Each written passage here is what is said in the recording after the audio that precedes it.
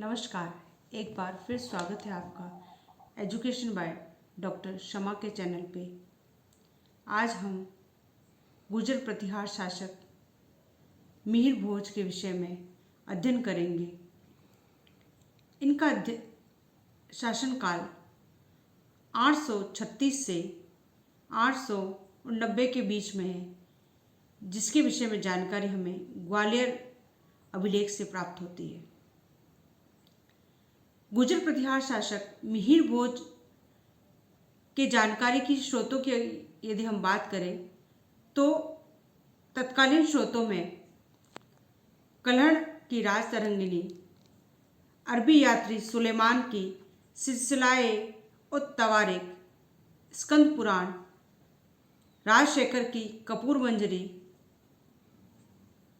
बाण भट्ट की हर्षचरित आदि वे प्रमुख ग्रंथ हैं जो गुर्जर प्रतिहार शासक मिहिर भोज प्रथम के विषय में जानकारी प्रदान करते हैं।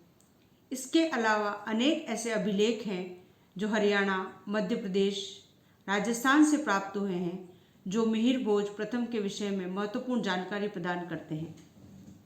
जिनमें वराह अभिलेख जो मध्य प्रदेश से प्राप्त हुआ है, ऐसा माना जाता है कि यह मिहिर भोज प्रथम का प्रथम अभिलेख है। ग्वालियर अभिलेख जो मध्य प्रदेश से प्राप्त हुआ है, जिसमें मिहिर भोज की आदिवरा की उपाधि का उल्लेख है। इसी प्रकार मध्य प्रदेश से ही प्राप्त दौलतपुर का अभिलेख, जिसमें मिहिर भोज प्रथम की प्रभास नाम से उपाधि प्राप्त होती है। मध्य प्रदेश के कलहा अभिलेख भी मिहिर भोज प्रथम के विषय में जानकारी प्रदान करता है। इसके अलावा राजस्थान से प्राप्त प्रतापगढ़ अभिलेख, जोधपुर अभिलेख, चाक्षु अभिलेख, हरियाणा से प्राप्त पिहोवा अभिलेख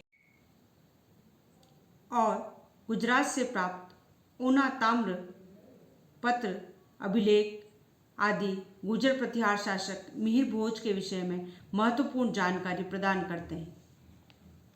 गुर्जर प्रतिहार शासक मिहिर भोज का जन्म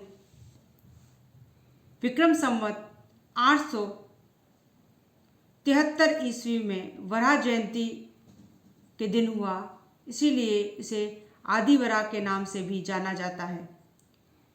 यह भोज शासक रामभद्र का पुत्र था, जिसकी माता का नाम अप्पा देवी और पत्नी का नाम चंद्रभट्टारिका था। इसने अपने पिता की हत्या कर सिंहासन प्राप्त किया। इसका राज्य क्षेत्र उत्तर दक्षिण में पंजाब से लेकर नर्मदा तक तथा पश्चिम पूर्व में मुल्तान से लेकर बंगाल तक था। इसने अपनी राजधानी कन्नौज को बनाया। यदि हम गुर्जर प्रतिहार शासक मिहिर भोज के साम्राज्य विस्तार और विजयों की बात करें तो इसके विषय में जानकारी उसके अनेक अभिलेखों से मिलती है। उसी आधार पर हम उसके विभिन्न विजयों के विषय में जानकारी प्राप्त कर सकते हैं। मध्य प्रदेश के वराह से प्राप्त वराह अभिलेख से ये ज्ञात होता है कि उसने चंदेल शासक जयशक्ति को पराजित करके मध्य प्रदेश स्थित कलिंजर पर अपना अधिकार किया। उसने संपूर्ण गुजरात पर अधिकार कर लिया और प्रतिहार की मंडोर शाखा के राजा बौक को पराजित किया और मंडोर पर अधिकार कर लिया, जिसका उल्लेख जोधपुर अभिलेख में है। उसने वांगड़ जो डूंगरपुर और बांसवाड़ा के क्षेत्र के बीच का क्षेत्र है और कांठल जो प्रतापगढ़ क्षेत्र है, उस पर भी अधिकार किया और अपने अधीनस्थ शासक चौहान वंशीय भोजदेव के माध्यम से वहां पर शासन किया, जिसका उल्लेख प्रतापगढ़ अभिलेख में स्पष्ट मिलता है। मध्य प्रदेश से प्राप्त कहला अभिलेख ये जानकारी प्रदान करता है कि कलचुरी वंश के शासक गुणांग बौद्ध को उसने अपने अधीन किया। चाक्षु अभिलेख जो जयपुर से प्राप्त होता है, उसके अनुसार गुर्जर प्रतिहार शासक मिहिर भोज को गुहिल वंशीय शासक हर्षराज ने उपहार स्वरूप घोड़े दिए थे, जो इस बात का प्रतीक है कि वह राजपूताना के मेवाड़ क्षेत्र तक गुर्जर प्रतिहार वंश का राज्य विस्तार रहा होगा।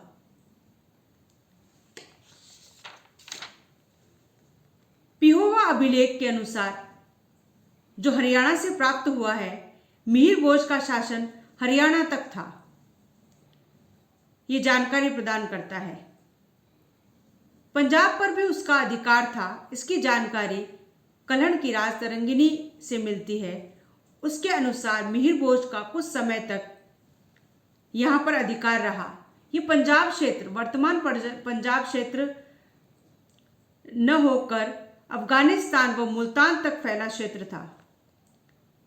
ऊना ताम्रपत्र के अनुसार काठियावाड़ का शासक बलवर्मा भी मिहिर भोज के अधीन था।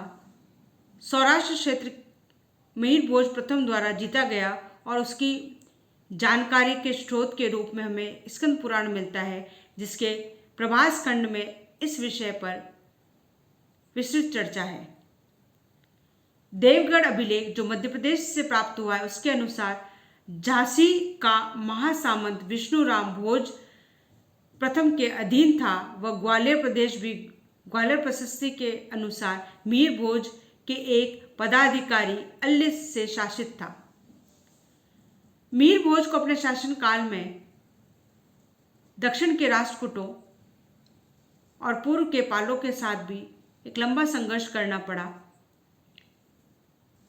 जो त्रिगुट संघर्ष के नाम से जाना जाता है, जो 100 वर्षों तक चला। उसने अपने पूर्वजों की भांति राष्ट्रकूटों से युद्ध किया। इस संघर्ष का प्रारंभ स्वयं उसी के कार्यकाल में हुआ। उसने राष्ट्रकूटों को हराकर उज्जैन पर अधिकार किया, किंतु ये सफलता स्थायी नहीं रही। राष्ट्रकूट के अधीन गुजरात के सामंत शासक ध्रुव ने मिहिर भोज प्रथम को हरा दिया, जिसका प्रमाण बगुम्बरा अभिलेख से प्राप्त होता है।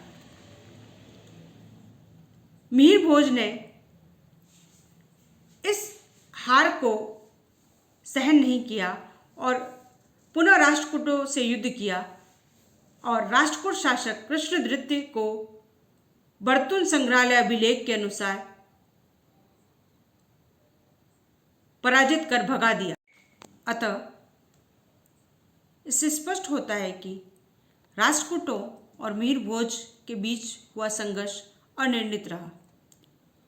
इसी प्रकार ग्वालियर अभिलेख व कहला अभिलेख के अनुसार मिहिर भोज प्रथम ने पाल नरेश देवपाल को पराजित किया, परंतु स्वयं देवपाल से पराजित हुआ। इसका उल्लेख बदल अभिलेख में मिलता है, जिसमें ये उल्लेखित है कि देवपाल ने मिहिर भोज को पराजित किया और संपूर्ण प्रदेश से कर वसूल किया। अतः यहाँ पर भी ये स्पष्ट होता है कि पालों और मिहिर भोज के बीच हुआ संघर्ष अनिर्णायक रहा। अरबी लेखक सुलेमान ने मिहिर भोज को इस्लाम का शत्रु बताया है। वह इसकी अश्वसेना को भारत की सबसे बड़ी अश्वसेना कहा है। उसके लेख से ये पता चलता है कि मिहिर भोज का राज्य चोर डाकुओं से बिल्कुल मुक्त था और इसके राज्य में सोने और चांदी की खदानें थी। सुलेमान का यह वर्णन इलियट की पुस्तक हिस्ट्री ऑफ इंडिया में मिलता है। एक अन्य इतिहासकार डॉक्टर R.C. मजुमदार के अनुसार भोज प्रथम की ख्याति एक कठोर शासक एवं राज्य की शांति बनाए रखने वाले राजा व बाह्य आक्रमणकारियों से रक्षा करने वाले शासक के रूप में रही। वह मुस्लिम आक्रांताओं के विरुद्ध एक मजबूत सुरक्षा दीवार की तरह था, जिसे उसने अपनी आगामी पीढ़ियों के लिए परंपरा के रूप में छोड़ा। बगदाद के एक यात्री अल मसूदी ने भी गुर्जर प्रतिहार शासक मिहिर भोज के विषय में उल्लेख किया है। मिहिर भोज न केवल एक उच्च कोटि का शासक था, वरन विद्वानों का भी आश्रयदाता था। उसने अपने पुत्र महेंद्रपाल प्रथम के लिए संस्कृत के प्रगाढ़ विद्वान राजशेखर को शिक्षक नियुक्त किया। स्कंद पुराण के अनुसार भोज प्रथम ने तीर्थ यात्रा करने के लिए अपने शासन का भार अपने पुत्र महेंद्रपाल प्रथम को सौंपकर स्वयं ने सिंहासन त्याग दिया एवं उज्जैन में उसकी मृत्यु हो गई। आपको गुर्जर प्रतिहार शासक मिहिर भोज के विषय में यह महत्वपूर्ण जानकारी मिली है। आप इसे बार बार देखें, इनके स्रोतों को बार बार देखें और इसको अध्ययन करने का प्रयास करें और मुख्य बिंदुओं को नोट कर लें, ताकि आगे परीक्षाओं में आपके लिए यह उपयोगी सिद्ध हो। आशा है आपको ये क्लास अच्छी लगी होगी। धन्यवाद।